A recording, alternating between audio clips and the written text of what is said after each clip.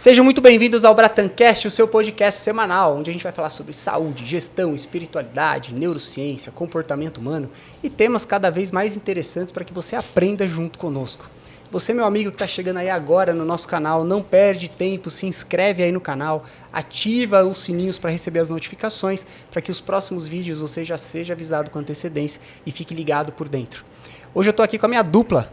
André Ribeiro, Bratan, né, meu amor? Bratan, pra você não ficar esquecer. bravo. Exatamente. E hoje nós temos aqui, novamente, o prazer de receber um grande amigo nosso, já é da casa, pastor William Agapito. Pastor, muito obrigado. Meu amigo, que bom estar aqui, André. Sempre um prazer e que bom a gente tem esse tempo novamente para conversarmos um pouco. Fico muito feliz de o senhor estar aqui. Obrigado pela sua agenda, que é corrida, e agradecer a sua disponibilidade conosco. Pastor. Amém. Amém. E hoje a gente queria bater um papo, pastor, falar de um tema que está chegando no final do ano e a gente percebe, assim, do ponto de vista estatístico mesmo, dentro da medicina, é um período do ano onde aumentam demais, né, os diagnósticos e as exacerbações de quadros depressivos, quadros de ansiedade, principalmente o índice de suicídio. Né? Então eu queria bater esse papo com o senhor, ver como que o senhor vê isso do ponto de vista, né, espiritual, né, como que a gente pode evitar situações como essa, porque tem muitas pessoas que vão passar essas datas sozinhas, né? Sim. Como que a gente pode mudar isso? Eu tenho para mim uma explicação em um cunho histórico e então a gente caminha para o lado espiritual. Eu vi um dado não faz muito tempo que até o primeiro século a primeira década do século de 1800, os seres humanos que habitavam nas Américas terminavam as suas vidas tendo saído do lugar onde nasceram no máximo 50 quilômetros. Ou seja, o cidadão nascia em uma geografia e ele terminava os seus dias de vida tendo conhecido apenas 50 quilômetros no raio de onde ele nasceu. Olha. Ou seja, não havia nenhum tipo, no sentido comportamental, de comparação com absolutamente nada. O que se conhecia do mundo era o que seus olhos conseguiam enxergar e contemplar. Se nós formos correr 250 anos para frente e chegarmos onde nós estamos hoje, nós temos o processo inverso. Hoje você tem na palma da sua mão um celular, um smartphone, que às 6h30 da manhã, quando você acorda, você vai olhar alguém que você segue, que enquanto você está fazendo o processo de levantar-se de sua cama, ele já correu 22 quilômetros, ele já serviu o café da manhã, ele já fez 1 milhão de vendas e você está tentando escovar os dentes. Tentando sair da cama, né? Ou seja, É isso. neste processo de comparação onde nós não apenas saímos de nossa geografia de forma física, mas em especial de forma virtual, a comparação é o pior dos quadros. Por quê? Porque agora nós temos a oportunidade de vermos para além do lugar que estamos. E é justamente nesse processo de comparação que habita a depressão. É justamente neste lugar onde a vida de outro me parece ser muito mais favorável, muito mais beneficiada, muito mais abençoada, muito mais próspera, muito mais rica, no sentido mais amplo da palavra, que eu começo a depreciar o que eu tenho, depreciar o que eu vivo. E é engraçado isso. Por quê? Eu acho que é o Brunet que diz que o paladar não retorna, não volta atrás. E é verdade. Quando você come uma comida diferente daquela que você estava habituado a comer, você fala, meu Deus, isso existe? Como que ninguém contou isso para mim? E aí não consegue mais voltar. E você não consegue mais voltar. Exato. O café é um caminho sem volta. Quando você vê uma moagem diferente, um grão diferente, assim sucessivamente, um preparo de carne inédito. Vamos trazer isso para o lado espiritual? O quão prejudicado nós somos todas as vezes que ao invés de contemplarmos, nós comparamos. Ao invés de optarmos pela contemplação, nós vamos para a comparação. E qual a diferença de ambos? Na contemplação, eu digo, eu ainda não tenho tudo que posso ter, eu ainda não possuo tudo que eu queria, mas eu sou muito grato por aquilo que Deus me deu. Eu sei aonde eu quero chegar, mas olha de onde Deus me tirou. Exato. Na comparação, eu vou ficar o tempo todo dizendo: olha o que o outro tem. Olha o que ela conseguiu. Olha o final de ano nas Bahamas que eles estão passando.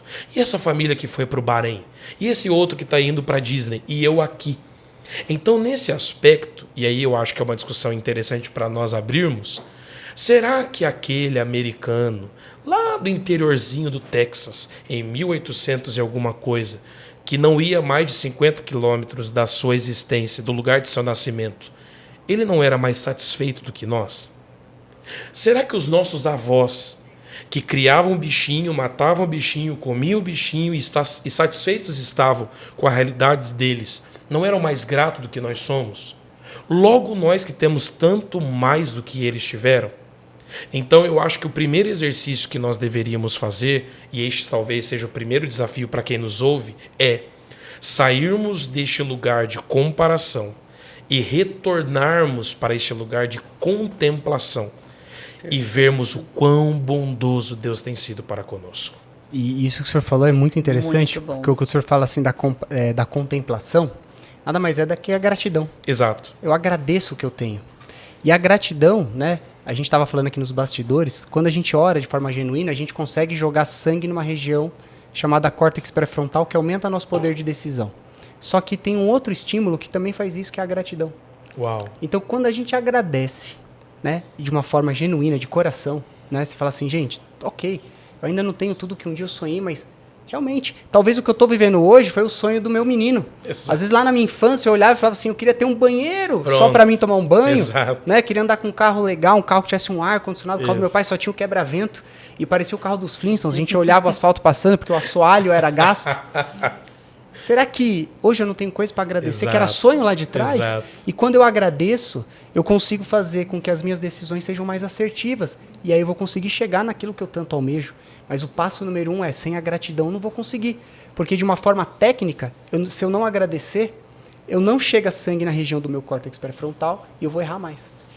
Então as minhas decisões vão ser mais errôneas. Então eu preciso, para mim chegar no ponto que eu quero, eu tenho que ser assertivo. Para isso a gratidão vem em primeiro lugar. A conexão com Deus vem em primeiro lugar. Incrível. Né? Então isso é um ponto importantíssimo. A gente precisa, sim, agradecer. E tem mais. Aquele que olha para a grama do vizinho sempre mais verde, tem um outro ponto que é a gente começa a olhar para coisas que talvez sejam problemas para a gente. Mas esses problemas estão aí, inclusive, para fazer a gente virar uma chave, evoluir no processo e realmente chegar na vida que a gente almeja, né? A vida extraordinária. Mas quando a gente para e se detém nas pedras do caminho e a gente reclama, além da gente depreciar o sentimento, a gente gera uma ansiedade, porque a gente fica, quando que isso acontece? Será que isso vai acontecer? Eu tiro o olho do propósito real da minha vida, começo a olhar para a pedra e eu vou procrastinar, sem perceber. Uau. Porque quando eu olho para a pedra, eu ando em círculo. E aí eu falo que o grande exemplo é o povo que Moisés libertou.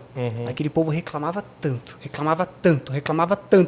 que o que esse povo fez foi só andar em círculos. Exato. Nunca chegou Exato. na vida extraordinária. Né, Exato, exato.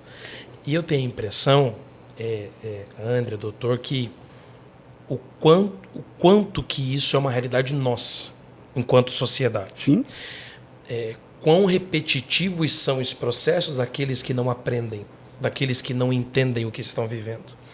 Quando a gente vai chegando ao final do ano, nós vamos sendo estimulados a pensar no próximo, por motivos óbvios, e a gente vai colocando uma lista de coisas extraordinárias que eu vou viver.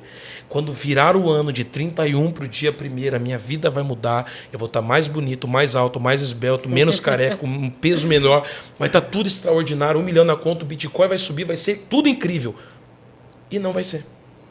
A não ser que eu mude, a não ser que eu entenda, a não ser que eu compreenda. Citando o exemplo do povo de Israel no Egito, tem água saindo de dentro de um objeto sólido, de uma rocha. O que é impossível. Eles olham para isso e conseguem ser ingratos. Eles têm, olhando para cima, uma nuvem de dia, uma coluna de fogo à noite. Um fenômeno impossível. E ainda assim eles conseguem ser ingratos. Todos os dias, 6 horas da manhã, cai uma chuva de pão ao alcance das mãos e ainda assim eles conseguem ser ingratos. Aí a gente olha e diz assim, como eles podem ser tão ingratos? Ok, a cada 7 segundos uma pessoa morre no mundo. Nós estamos com quase 15 minutos de podcast, estamos vivos. Será que não era para a gente estar sendo grato? Exato. Quantas milhões de pessoas estão em processo de UTI respirando com auxílio de uma máquina? Exatamente. Você não está passando por esse processo e nenhum de nós. Será que nós não deveríamos ser gratos? É claro que Deus, ele é um Deus que se move no macro. E aonde a gente enxerga Deus, geralmente é no macro. É na compra da casa, é na troca do carro, é na cura de um câncer. Mas eu amo provocar acerca de um Deus no micro. De um Deus que nos dá um ar para respirar. De um Deus que fez com que o sol, a lua e as estrelas estivessem exatamente na posição que deveriam, para isso aqui não estar virando de ponta cabeça. Para que as ondas do mar estivessem contidas no seu lugar. Deus está se movendo o tempo todo. O tempo todo. Mesmo nos dias mais ordinários. Porque qual é o processo de ansiedade que se evolui no final do ano? É na perspectiva que nesses dias tudo vai virar. Quando, na verdade, todos os dias ordinariamente vividos... Já está virando. Está acontecendo alguma coisa. E tem um ponto importante, eu uso muito, né? Eu peço a licença do senhor, mas eu uso muito uma coisa que o senhor compara, uma analogia que o senhor fez, que para mim é fantástico, eu uso com os pacientes. Da uva? Da uva e da água. Olha, já tô aqui. Eu falo sempre verdade, assim. ele fala isso o tempo Eu inteiro, falo isso viu? com os pacientes, eu falo assim, você pode ser... Tem momentos da sua vida que você vai ser água, tem momentos que você vai ser uva. Mas entenda que 90% das vezes vai ser uva. E aí o paciente fala, como assim? Fala, água vira vinho? Não, milagre. Só um Sim. milagre faria isso. Sim. E a uva? A uva vira, questão de processo. Exato. 90% da nossa vida é processo. Exato. E tem mais, o milagre só acontece se você estiver vivendo o processo. Exato. O processo é dolorido. O processo requer a gratidão. O processo requer enxergar Deus no micro. Exato. Ou seja, posso ainda não ter alcançado tudo, posso ainda ter dívida, posso estar todo enroscado, mas eu respiro. Eu tenho uma vida, eu tenho uma família, eu tenho uma cama onde eu deito. Exato. Deitei na cama, quantas vezes eu deito na cama e falo para ela assim... Ela fala, o que você está fazendo? Eu falo, estou agradecendo, Deus, obrigado, eu tenho uma cama. Exato. A minha cama é gostosa. Exato. Eu não vou passar frio. Eu tenho um cobertor. Olha quanta coisa já é motivo para a gente oferecer de gratidão.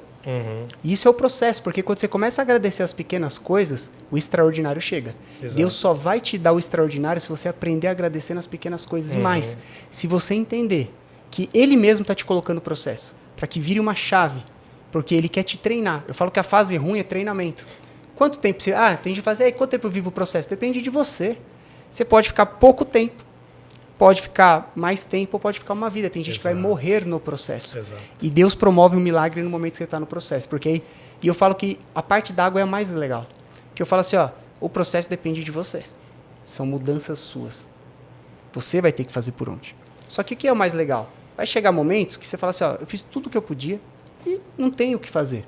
Eu falo, essa é a melhor parte. Mas por quê? Você é maluco? Não, porque realmente, eu não sei fazer milagre, nem você, mas tem quem saiba. Exato. Se a gente não sabe, já esgotamos as nossas possibilidades, entrega para quem sabe fazer, deixa na mão dele e fala, agora é com você, não posso fazer mais nada, nem nisso eu penso mais. Eu paro de ansiar por aquilo que eu não tenho como resolver, que talvez só ele resolva. E talvez vivendo o processo da maneira correta, pode ter certeza que o milagre ele faz. Uau. Ele faz. Sim, Entendeu? sim. E uma outra coisa que o senhor falou, só cortando Sim, o senhor. sim, pelo amor de Quando a Deus. gente chega no final do ano, a gente fala assim, o que eu vou fazer no próximo ano? Eu falo que é muito legal a gente colocar as metas, né? O mural dos sonhos. Mas mais do que isso, eu falo, a gente também tem que estar atento, porque muitas das coisas que a gente vai colocar são coisas só nossas. E tá tudo bem. Tem coisas que já estão no nosso coração que Deus colocou. Mas a grande parte talvez sejam coisas só nossas. A gente tem que ter o planejamento, mas também a gente tem que estar disposto a quê? A rasgar ele completo e fazer o que Deus vai querer. Exato. Porque na grande parte das vezes, Deus vai olhar para o nosso planejamento e falar, não é aqui não. Eu vou mudar um pouquinho a rota e se você confia em mim, vamos por essa. Aqui eu sei que vai dar mais certo. Mesmo que momentaneamente você vai enxergar problema, eu vou enxergar a solução lá na frente. Sim. Deus vê o tempo que a gente não vê, né? Exato. Até porque eu sempre faço essa comparação. Para quem vê de cima, a montanha é apenas um ponto no mapa. Exatamente. Existe um ângulo divino em enxergar as nossas geografias que nós nunca iremos compreender. Existem coisas que nós só pudemos compreender o porquê passamos por elas quando elas terminaram. E a gente olhou para falar assim, então era isso. Agora eu entendi. Agora você tem... Menino! E eu reclamando. Então, tem uma frase de um grande amigo meu que ele diz exatamente isso. Naquilo que posso, faço, no que não posso, confio.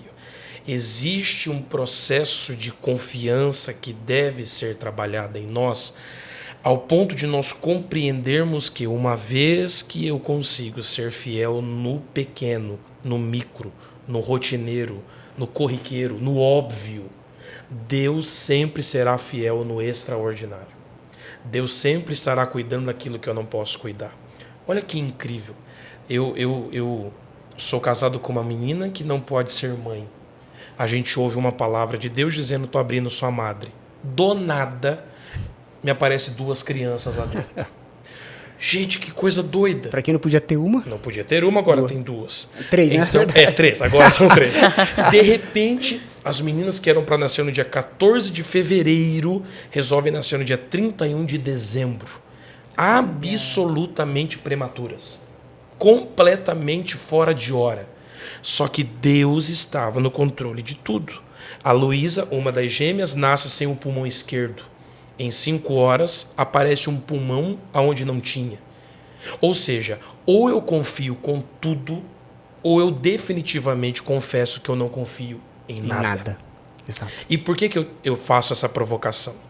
Talvez pouquíssimos são os períodos, e o senhor inclusive fez essa introdução, pouquíssimos são os períodos do ano, da vida, em que as nossas desconfianças do futuro, as nossas instabilidades acerca do futuro, tornam-se tão latentes quanto agora, neste final de ano, neste processo de virada, aonde as coisas definitivamente são postas à prova no sentido de: o que a gente fez no nosso ano? Será que esse ano valeu a pena? O que a gente planejou lá no começo que não se concretizou até agora? E a posterior, o que a gente vai fazer para que o próximo ano seja diferente desse? E todo este processo demonstra em nós uma fragilidade da nossa confiança em Deus. Porque se nós confiássemos minimamente em Deus como nós dizemos confiar, nós não estaríamos tão ansiosos assim. Nós não estaríamos tão preocupados assim. A Bíblia reitera isso em diversos momentos, em diversos textos, a confiarmos em Deus não apenas no nosso presente, mas também no nosso futuro.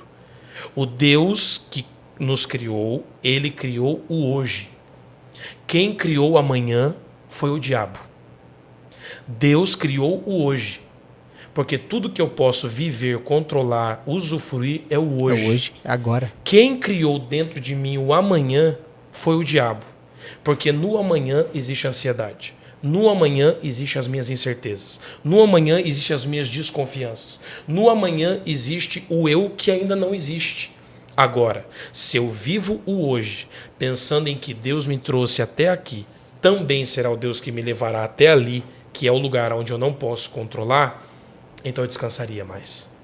Então eu confiaria mais. Aproveitaria e agradeceria eu mais. usufruiria mais. E talvez seja esse o grande desafio. Entender que muitas das coisas que estão à minha volta e ao meu redor, eu não vou ter controle. Na verdade, nada a gente tem controle. Né? Entende? A gente não controla nada, né? Eu vi uma pesquisa de um site americano, se eu não me engano foi o The New York Times, pesquisando entre os americanos por que as pessoas tinham medo de voar, medo de avião. E 70% das pessoas disseram que o medo de voar era porque eles não tinham controle de nada. Fato. Você entra lá, eu pelo menos durmo, né, no avião. Não sei se vocês dormem, mas eu durmo. E aí eu encosto a cabecinha ali e vou embora. Engraçado, a gente não sabe o nome do piloto. A gente não sabe a especialidade dele. Nem vê a cara A dele. gente não sabe nem quantas horas de voo esse cara tem. Ou ele fala: sou fulano de tal, estou há 20 anos na Latam. Não se apresenta. Que não né? me deu um centavo, inclusive. Mas não. E você dorme. Você confia. Né? Você confia. Por que a gente não confia em Deus? A gente entregou o volante da nossa vida na mão dele. Mas o tempo todo a gente quer tomar de volta. Exato. Eu falo que a gente confia no domingo na igreja, mas na segunda-feira a gente já quer tomar o controle. Né? Fala, domingo eu dou glória a Deus e segunda eu tô falando assim: o senhor não quer fazer desse jeito? Exato. A gente começa a barganhar e negociar com ele, sendo arrogantes até, achando que a nossa maneira de viver é mais assertiva do que a dele. Exato. Né? E eu fico imaginando Deus lá em cima olhando e falando assim: meu filho, pelo amor de Deus, você ainda acha que você consegue acertar É mais? muito ousadia. Eu te criei. Exato. Né? Aliás, eu conheço as tuas fragilidades, eu sei até onde você pode chegar e talvez o que você esteja me pedindo, se eu te der, você não aguenta carregar. Uhum. Tem gente que fala assim, né? O comparativo é muito complicado, né? Ah, porque eu queria viver isso. E aí talvez, né, a pessoa não tenha aquilo e ela se questiona Deus. E talvez Deus sabe, se eu te der isso, talvez você não aguenta. Exato. Eu vejo, às vezes, colegas falam assim pra mim, pô, eu queria ter mais coisas e tal. Eu falo assim, tá, se você ter mais coisas, você estaria disposto a trabalhar mais e ter menos tempo livre? Ah, isso não. Cara, a conta não vai fechar. Exato. Então, se você quer conquistar mais coisas, vai ter que trabalhar mais. Só que você já não está disposto. E, inclusive, Deus já sabe isso, porque Ele te conhece. Então, Ele sabe que se, de repente, Ele te der mais e ter que puxar mais trabalho, você não vai aguentar. Suas pernas vão quebrar. Exato. Então, a gente tem alguém maior que nos conhece na intimidade. Exato. Né? Nos chama pelo nome, né, pastor? Esses dias a Laura pediu para dirigir o carro. A Laura tem 6 anos. E ela falou, papai, deixa eu dirigir o carro. Eu falei, filha, você não consegue. Você tem 6 anos só. Eu disse, mas por que não? Eu falei, aí eu coloquei ela no banco do motorista e falei assim, olha só, você precisa dirigir e pisar nos controles lá embaixo. Seu pezinho nem alcança.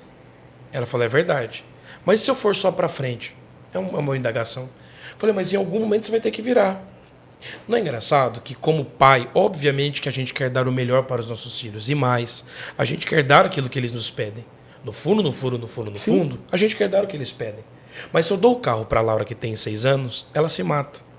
Aí Gálatas capítulo 4 vai dizer assim, existem coisas que vocês ainda não receberam porque vocês ainda estão no status de escravos e não de filhos. Porque se vocês estivessem na maturidade de filhos, vocês já teriam recebidos. Dá para você entender que existem filhos de 6 anos pedindo carro para o Pai Celestial e ele está dizendo, se eu der o que você está pedindo, você vai se matar. Você vai bater no poste e vai acabar com a tua vida. Exato. Talvez Deus não tenha nos dado certas coisas que tanto nós queremos pelo simples fato de que essas coisas acabariam conosco, levariam a nossa vida embora. Existem pessoas que sabem gerir e lidar com grandes montantes de dinheiro. Existem pessoas absolutamente sábias, inteligentes, perspicazes para lidar com milhões, bilhões de reais. Ao passo que existem pessoas que se perdem tendo 100 reais a mais na carteira. Exato. E se nós não percebermos que talvez a vida que queremos não é a vida que Deus tem para nós, então o que você disse, a gente está simplesmente dando glória a Deus em um ambiente religioso no domingo à noite, para na segunda-feira, no retomar da nossa realidade, dizer assim, talvez eu saiba mais do que Deus, que tem o controle de tudo na palma de suas mãos, que sabe o meu passado, o meu presente, também o meu futuro, que chama toda a minha realidade de uma coisa só, hoje. Até porque um dia para ele é como 1000 anos, e 1000 anos como um dia. Se Cristo voltou para o céu há 2000 anos, na realidade Deus foi antes de ontem. Como é que eu vou discutir tempo com um Deus desse? Que a eternidade, que é um tempo que não tem começo e nem fim, ele chama ela de filha, porque ele é pai da eternidade. Como é que eu vou discutir tempo com um Deus desse? Então, se há algo que eu possa aconselhar o coração de quem nos ouve é, por que é que a gente não exercita a nossa confiança em Deus? Entrega, né? Entrega como no avião. Exato. Entrega o controle Exato. e deixa. Porque eu tenho certeza, assim, pastor, a ciência vem provando isso.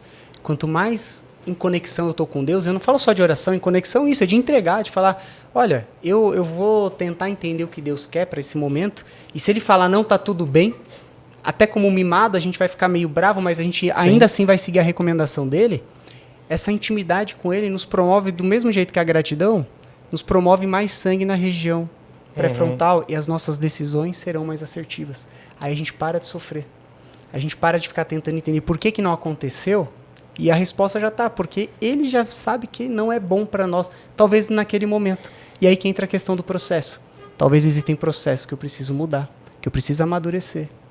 Né? Como o senhor disse, a sua filha de 6 anos, mas talvez com 18 ela vai ter essa capacidade. Exato. Né? E a questão do processo. A gente aguardar o processo e mais, a gente trabalhar no processo. Exato. Porque o processo é ativo. O milagre é passivo. Exato.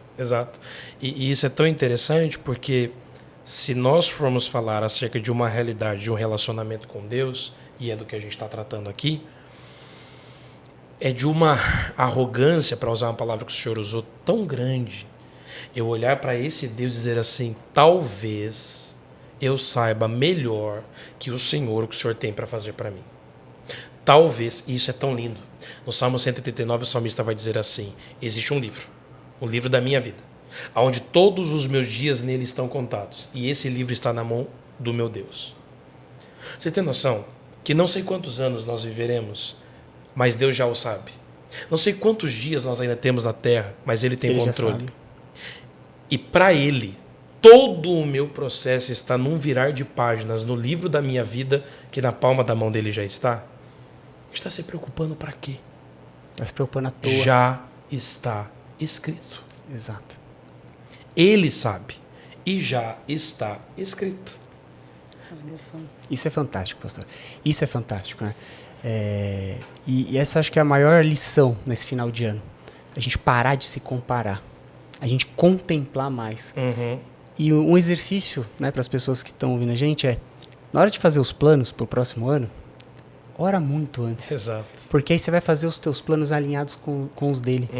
E aí a gente para de divergir, né? O que eu quero e o que Deus quer. Porque essa divisão, né, essa amplitude entre o que Deus quer e o que eu quero que gera as angústias, as ansiedades.